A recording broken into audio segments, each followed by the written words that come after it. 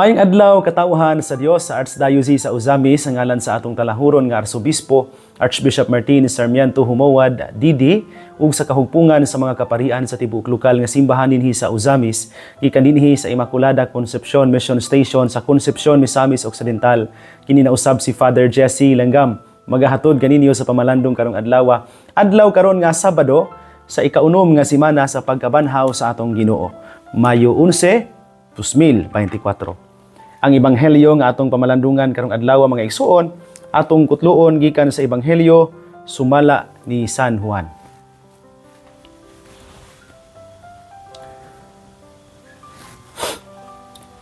Si Jesus miingon sa iyang mga tinun-an, "Inigabot niya atong adlaw, dili kamo mangayo kanako bisag unsa.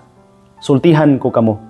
Ang Amahan muhatag kaninyo bisag unsay inyong pangayoon kaniya sa akong ngalan. Hangtod karon wala pa kamo mangayo og bisag unsa sa akong ngalan. Pangayo og kamuhatagan aron mahingpit ang inyong kalipay. Isulti ko kini kaninyo pinaagig mga sambingay. Apan moabot ang panahon nga dili na ako mogamit og mga sambingay kun dili mosulti ako kaninyo mahitungod sa Amahan sa yanong mga pulong. Inigabot niya atong adlaw, mangayo kamo kaniya pinaagi sa akong ngalan.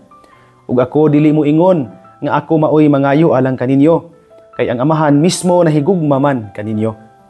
Nahigugma siya kaninyo kay nahigugma man kamo kanako, ug nagtuo nga ako gikan sa Dios. Tinuod nga ako gikan sa Amahan ug mianhi sa kalibutan, ug karon mubiya ako sa kalibutan ug mubalik sa Amahan." Mga igsuon, ang ebanghelyo sa Ginoo. Daygon ikaw o Kristo. Mga igsuon ko ni Kristo, maayong adlaw pag-usab kaninyong tanan. Last year, in September 9 to be specific, dihan gioperahan ko sa ACL, reconstruction, tungod sa multiple injuries nga akong naagian. Sugod pa 2021, no, nga ako lang gidala-dala. Human sa operation, 3 days, nipauli na ko dinhi sa parokya, aron dinhi mag-rest, mao pod ang gisuggest sa doktor. Nya, lisod pa yun, no? Kay akong tuhod, tungod sa operation, sakit kayo ilihok, nya doon na pa'y brace. Nga, taod sa doktor para dili matandog ang akong tuhod. Nag-crutches pa ko, no? Atong panahon na. Nya, timing sad kaayo nga pagka September 27, piyesta ni Saint Vincent de Paul, nga mausay adlaw o araw sa Concepcion, no? Sa lungsod, nagpa-schedule og misa ang LGU. Pinanguluhan ni Mayor Jesse Vinia. Yan, sana ko, Father, makahaya ba ka nimo og misa, Father, no? Kanang sa araw, kay magpamisa mi. Anang mga simanaha, malihok-lihok na nakog jutay ang ako ang tuhod, pero wala pa natangtang ang brace, no?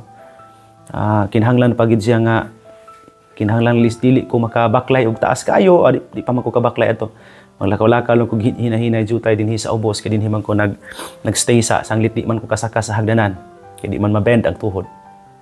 So nagproblema na ko, no, kay nagpa-schedule sila manggod anang mga earlier pa gyud ba, no, mga first week of September pa lang, wala pa gani ko na operahi ato, nagpa-schedule na sila og misa. So kining mga adlaw, September 9, mas akong operation, nabalakan ako pag-ayo unsaon kanako nga maka-celebrate sa Santos nga misa sa araw sa Concepcion nga tambungan sa daghan kaayo nga mga workers sulod sa munisipyo. Manimba man gina sila tanan kon magmisa ta. Naman tay regular nga schedule nila kada Lunes, manimba gina sila, no. Kani mga taga LGU Concepcion, ilang regular schedule man ang Lunes. So nabalakan ako adto, no, usaon kanako nga magkamisa ko. Previous days, nagampo ra gid ko nunay sa Ginoo nga usaon ko niya, malamdagan ko niya, usaon akong buhaton. Kay timing man sad nga si Father Elias aning panahon na i-schedule na schedule na niya ba, no, dili niya mabiyaan pod aron makapuli siya nako, no, anang sa misa sa September 27. So akong gibuhat anang 25, 26 ampo gid gayon Lord sa may buhaton nako ni Lord. Nagunahuna ako nga anhi magbisa sa parokya, dinhi lang sila paanihion. Then maginahinay lang kog crutches paingon do sa altar para magbisa. Maglingkod lang. Pero ang Ginoo kun nakanindot sa Ginoo gyud magampo lang bitaw musulti lang bitaw gyud kaniya, mangayo kaniya sa tabang. Di gyud kaniya pakyason. Ang nahitabo pagka 27 as buntag, alas 10 man ang misa. Human sa misa dinhi daily, dinhiram ko nagmisa sa ilawom. Isang dili pa makatikang gyud no. Mo na to no, nagampo na ko na saon kaniron. So nagilis lang gyud ko, pailis ko sa ako ang igsuon kay mo may nagbantay nako. Kanang di pa mo ko kaligo. So nagilis lang no trapo dayon nangandam sa misa. Naglingkod-lingkod ko sa gawas, dala akong crutches, tulid akong tiil. Nilabay ang usa sa mga driver sa LGU, si Iyoy. Iyoy lang itong itago ngalan. Kay mo may ang angga pod.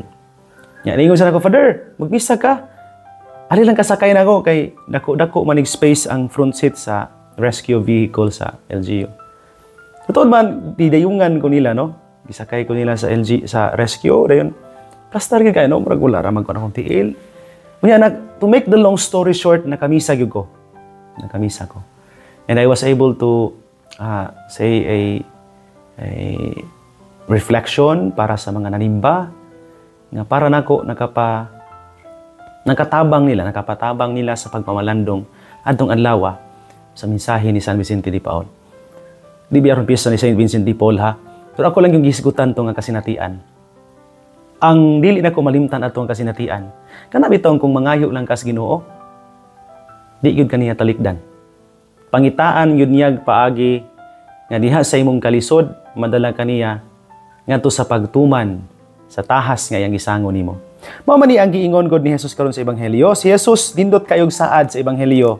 Ingon siya, bisan unsa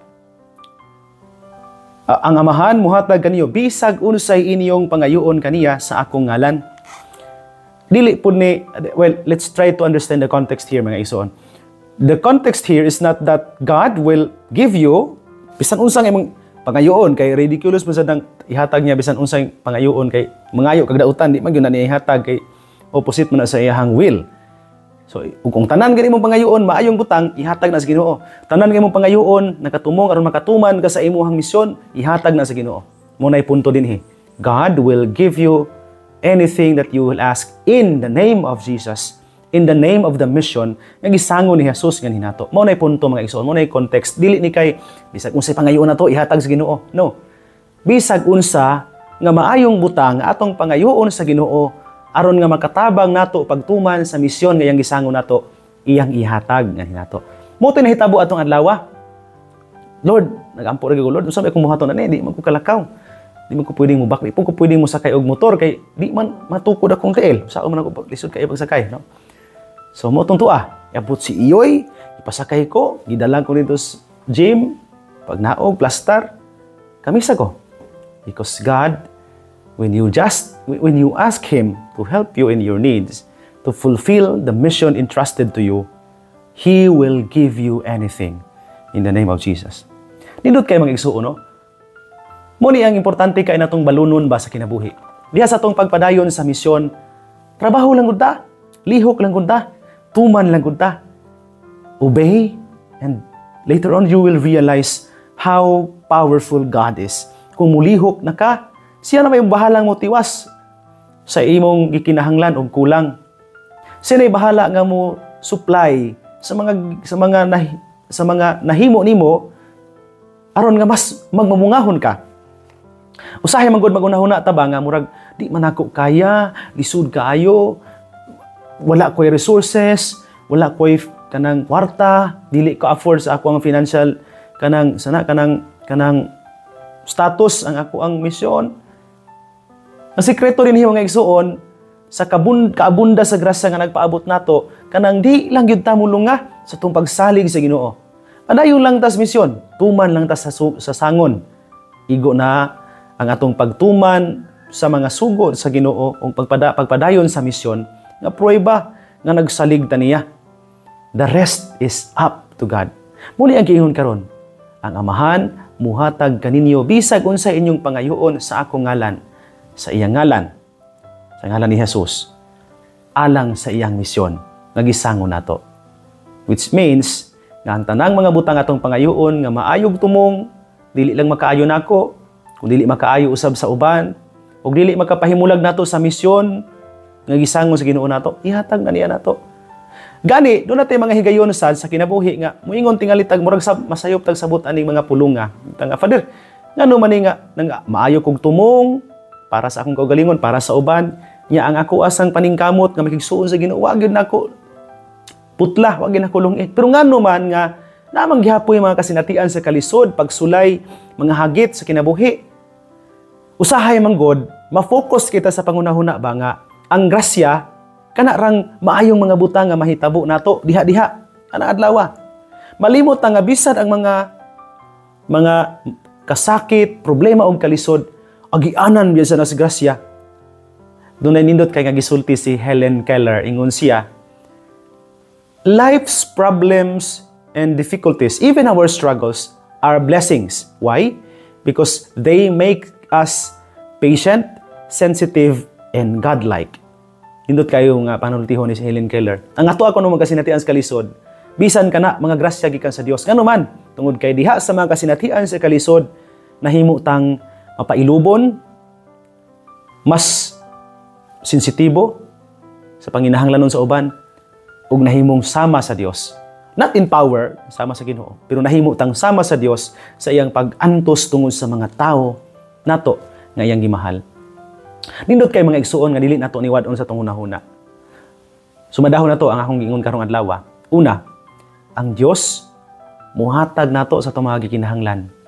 Kung manghayo ta sa iyang ngalan sa mga butang nga una, maayo alang nato ug sa uban, ug dili makababag nato sa atong misyon. Maayo nako ug sa uban, nya dili makababag nato pagtuman sa atong misyon. Mao nga akong pamahinumdom. Padayon lang, tuman sa tahas, lihok sa mga lihokonon, pagtuman sa kabubuton sa Ginoo. The rest is up to God. O ikaduha, dili ta malimot nga ang grasya nga gihisgutan sa Ginoo diha sa ebanghelyo nga ihatag sa amahan, wala lang maghisgot og mga kaharuhay o kahayahay sa kinabuhi. Kay bisan ang mga kalisod o pagsulay nga atong nasinati, agianan sa grasya sa Dios. Sama sa giingon ni Helen Keller, akong balikon, life struggles and difficulties are blessings as well. Why? Because they make us patient, sensitive, and godlike. So kung karong panahon na mga isuon, naglisod ka, basin og mao nang panahon na nga gisulayan ka sa Ginoo o gitudluan ka niya. Kung parong panahon na ay gisangon ng Ginoo nimo nya naglisod ka, padayon lang. Padayon lang. Sangpita lang ang ngalan sa Ginoo. Kay siya mismo ang misaad karon nga muhatag siya sa mga grasya nga atong gikinahanglan samtang nagtuman ta sa iyang misyon. Hinaot pa unta. Mga igsoon ko diha ni Kristo dinhi na lang kukutob, apan sa dili pa nako tapuson kining pamalandong, tuguti una ako sa pagtunol sa akong greetings sa tanan nga karong adlaw nagsunod kanato dinhi niining atong programa. Kaninyong tanan daghan ug daghan kayod kaayo nga salamat sa inyong walay puas nga suporta ug pagpaminaw kanato dinhi niining atong istasyon ang DXDD. Salamat sa mga suki natong tigpaminaw diha sa mga radyo, sa telebisyon, sa mga social media platforms.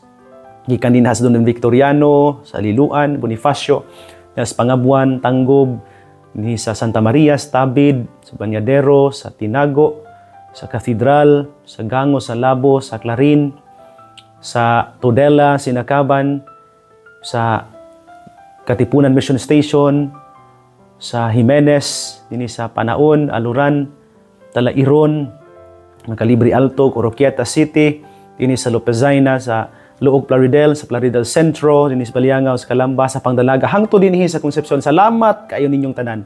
Kung greetings sa mga suki natong tigpaminaw diya sa mga social media platforms nato, labi na tong mga naa sa Facebook ug YouTube. Salamat kay ninyo diha no. Mga followers nato kanunay dihang nagsunod sa atong pamalandong. Salamat kay ninyo. Akong pasalamat sa mga nagsunod nato bisan sa mga lagyo ng dapit no sa Pilipinas, ang uban naa sa mga gawas sa nasod na no. Salamat kay ninyo. Akong pasalamat kang Gary Vinia Jr., akong igagaw na as Manila. kang Genevieve Langgam akong manghod naas Cagayan de Oro, kang Jerome Tihada akong barkada ug amigo naas sa Siquijor, ang John Ray Labajo naas sa Pagadian, sa mga kaparian po sa Pagadian diocese, no, labi na gyud kang Lambert Blake Arquita diha sa Tabina, kang Father Michael Cabilio naas sa Holy Infant Seminary, no. Salamat kay ninyo, may buntag. Ako po nga greetings mga silingan ako dinhi sa Concepcion, mga taga sa Pangdalaga, labi na gyud kang Mamili Lizel og Julius Bungabong, kang Ati Alin Go and family, kang Ati Cheche Yap and family, kang Sir Ryan ug Ati Angking Oliveros. Salamat kay ninyo mga taga Baliangaw, no.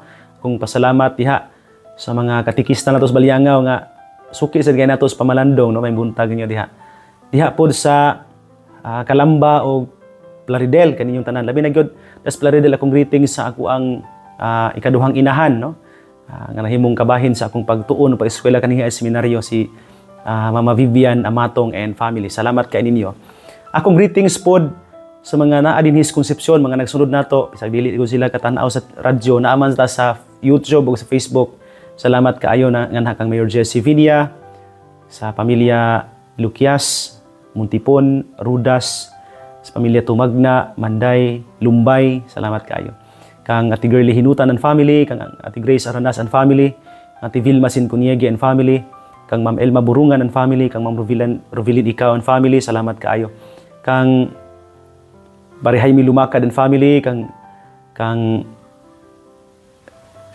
Kuya Ayan Sincuniege and family, salamat kaayo ninyo. Sa tanan nagsunod ining programa, nga mga suod na tong kauban sa misyon dinhi sa Bukid, sa Concepcion, salamat kay ninyo labi nagis mga kabatan-unan, no, nga kanunin natong kauban sa tong mga misa. Salamat kayo kang Adonis Aranas, kang Marco Gayola, kang Junmar Lumayog, kang Christian Andikoy, no, salamat kay ninyo. Kang Dexter Pactol, salamat sa inyong makanunayon nga pagkuyog nato, no. Hinaot nga di mo pulaan, no. Uban ani nagpari natong duha si Seminarian Rogelio Lamuste o si Seminarian John Michael Turmes, no, naginaot ko nga naapay laing mosulod ani nila, no.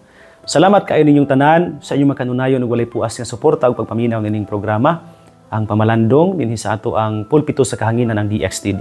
Kung greetings po diha kang Sir Manuel Ronquillo sa mga kauban diha sa DXDD, kang Sister Wella, no, mga kauban. Mga igsoon ini na lang kukuto bayog kalimot, ang pulong sa Dios ang ayan gayod nga pamation, pamalandungan ug paningkamutan nga mapuy-an. Bulahan ang tawo nga naningkamot pagpuyo sa pulong sa Dios.